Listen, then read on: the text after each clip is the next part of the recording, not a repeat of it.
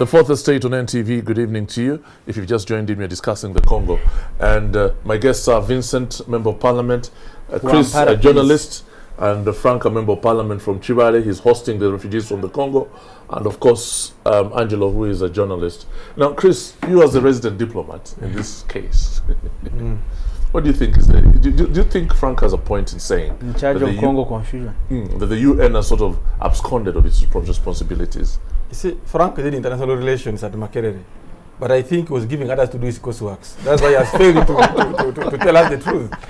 I am happy you know all my qualifications, but there is one you haven't known. But I'm sure, I have done another master. But I'm sure you are paying people from Wandega to do the coursework. So you just have the grip of this. But I was never arrested for cheating exams. One of your fellow I'm told there's an, anyway, that's a story. That's another story. You see, the Congo crisis, why I was hesitant to discuss it, because you know it is still a developing story. It's an old story. No, it's developing. The war is developing. The M23, I'm trying to understand. But the Eastern Congo question is an old one. It's an old one. Yes, the problem is there. It's as old as the Balkan Wars. From Frank's statement, the UN, yes, if the UN is a problem, which I think they are, these are the same guys who talk about African solutions to African problems. If the UN is an African problem in the Congo, what is the African solution to the UN problem? They should quit. So it is not there. No, listen, you don't tell them to quit. The UN have their own interests, so they don't give that. The problem in Africa is we have too many pretenders. Some of you call them presidents, masqueraders that they are leading a continent. They are not. So you see, a war, whenever it erupts, Alan, a war is backed by economic interests. So this war in Congo, we should be examining who wants to gain what. And I'm afraid, Paul Kagame, this war might go with him. What does that mean? Yes, because the forces are beginning to galvanize against him. That image of Rwanda as a Europe in East Africa is beginning to die, and the economy of Rwanda is not doing well. Some quarters are beginning to think this war is to try to revive Rwanda's economy. But what are you saying, basically? Yes. That Rwanda has an interest in propagating it? The same Rwanda that is building infrastructure. The same yes. Hold on. Rwanda is building infrastructure along the border. Yes. In the general Kivu area. It's putting up energy infrastructure and things like that.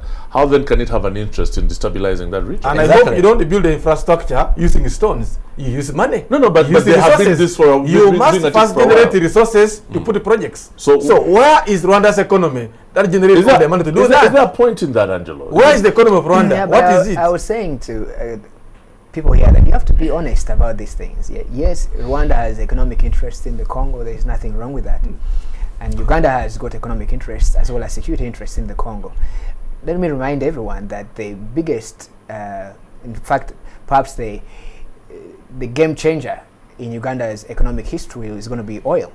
One of the most advanced agreements that President Yoweri Museveni has ever signed was with Mobutu in 1993 for joint exploration and production of oil in along our shared border. Remember, this was before the genocide, and this was before the wars, the Congo wars.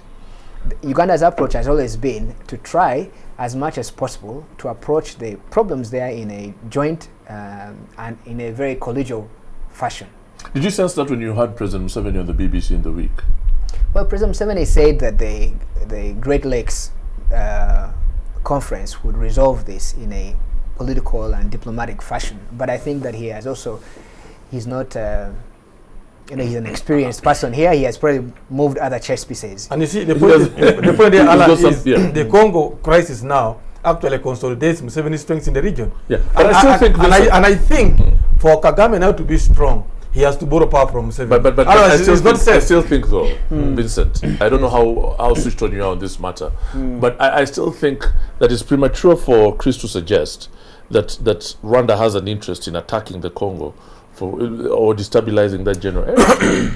I have specific interests, by the way. I did the research on the conflicts in the Great Lakes region, and some of them may be political, others social, others economic, others historical, by the way. But now in Congo, I want to start with Manu. Why do you find some of these missions in areas where there is no peace? Why do they say they are peacekeeping missions where there is no peacekeep?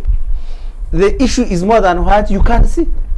And you will not find many of them, by the way, in countries like Somalia, where they're supposed to be keeping peace. Where they're supposed to be keeping peace because there are no resources. But they will go where, of course, they have specific interests. And that is what is happening in Congo. Secondly, I want to bring it to your attention that most of these wars we see in the region, the Great Lakes region, are regionalized wars. Whatever happens in Congo, it has some influence from Rwanda, from Uganda. Whatever happens in Sudan has some influence from Chad. Whatever happens in Kenya has some influence from... So what we are seeing here is actually not a war in Congo, but a war from neighbors. I was in Rwanda last week. Let me tell you. This war is not going to end because they have specific interests, and specific people are in Congo very... Actually, to be very particular, they are enjoying. By the way, for information, for I a don't war, understand that. What do you mean by that? you will not understand unless you want to understand. Let me tell you, a war can be sustained if these indigenous people, where this war is, accept this war to exist. You see what happened in the north. When they said we no longer want this war, I think the war ended in the north. So in Eastern Congo, even there, you so could there are people in the Eastern Congo who are benefiting from this war, even by if I may come in briefly. Please come in. You see, before you blame outsiders, like Obori is saying with Rwanda, that they are disorganizing your home. You as the head of the home.